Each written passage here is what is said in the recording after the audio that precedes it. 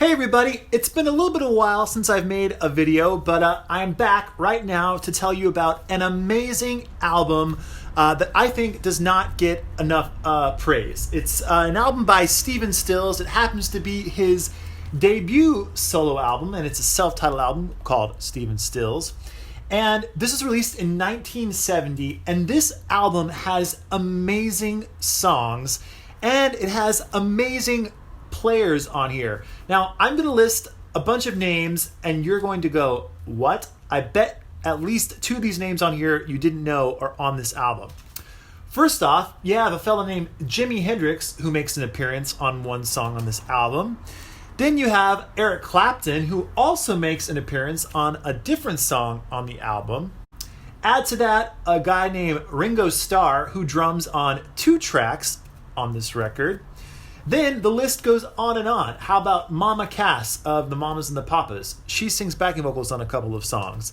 Then you get Stills' other 2 bandmates, David Crosby and Graham Nash, who also make appearances on the record.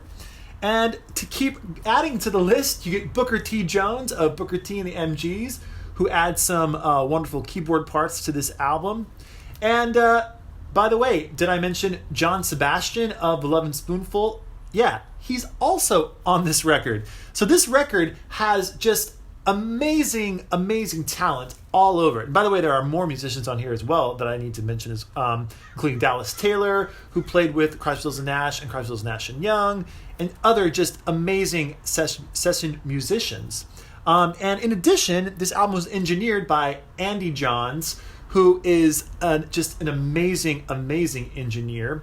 And you know, this is just a record that I think gets highly overlooked. And not because it's not great. I think it's overlooked because of what was released at the same time around this album. So you had the original, the first Crosby, Stills and Nash record, which was released in 1969, which was a huge hit, obviously. And then after that, you had the album Deja Vu, released by Crosby, Stills, Nash and Young. And around that same time period, you had solo albums released by all 4 of the members, including Graham Nash's album, Songs for Beginners, David Crosby's album, If I Can Only Remember My Name. Neil Young released a bunch of albums around this time period, including After the Gold Rush, and then after that, Harvest. So all of them releasing amazing material all around the same time period. And Stephen Stills was no exception, because this album is, in my opinion, his best solo album. I also love the group that Stills put together later on called Manassas, and I made a video about their debut album as well, which I think is highly underrated. But as far as Stills' truly solo records, I think his debut is absolutely, hands down, the best there is.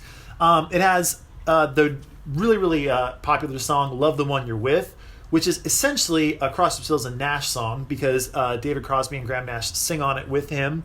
And it really has that kind of like undercurrent, that Latin feel that a lot of the songs on the Crosby, Stills and Nash album had going on that album as well. It's got that same kind of vibe about it. It could have fit on that album, no problem.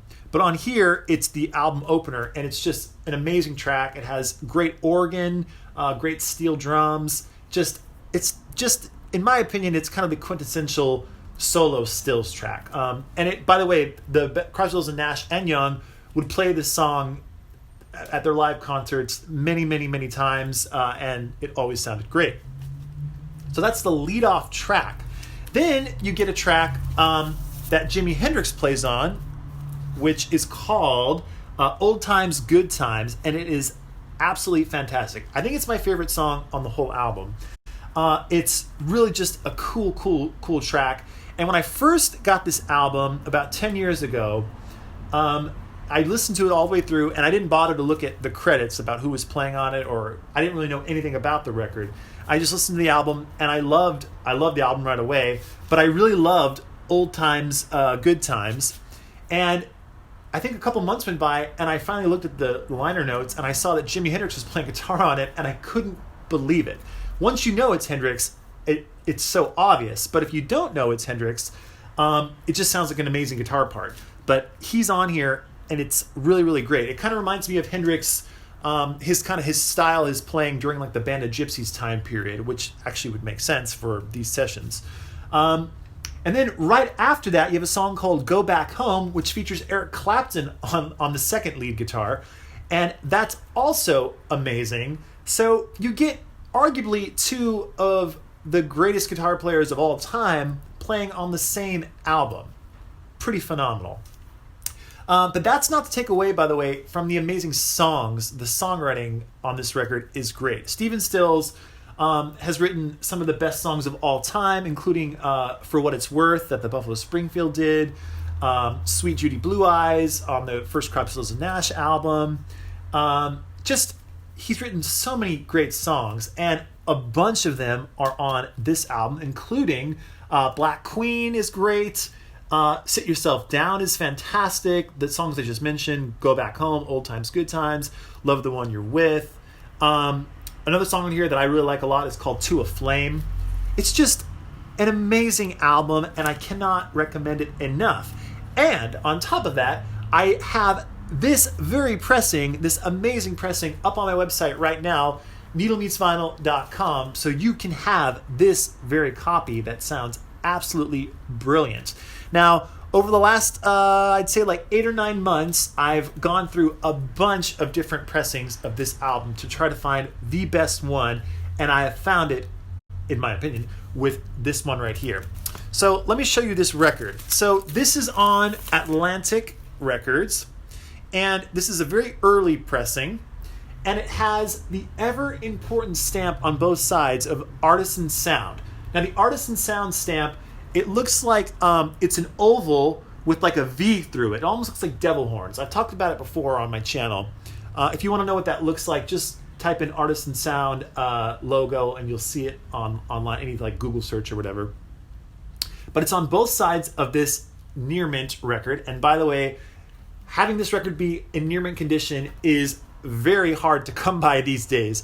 There's a lot of copies of this album out there, like at least when I look online or I go to my record stores, the ones that are open, when I go to those, there's always a copy of this album in a record store, or you can always find it. But finding one in near mint condition that sounds as great as this one is like a needle in a haystack. And just take my word for it, because like I said, I've gone through so many different copies of this record, but this one has it all.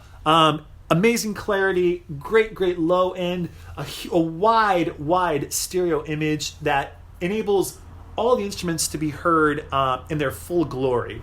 This is what I call just pure analog magic.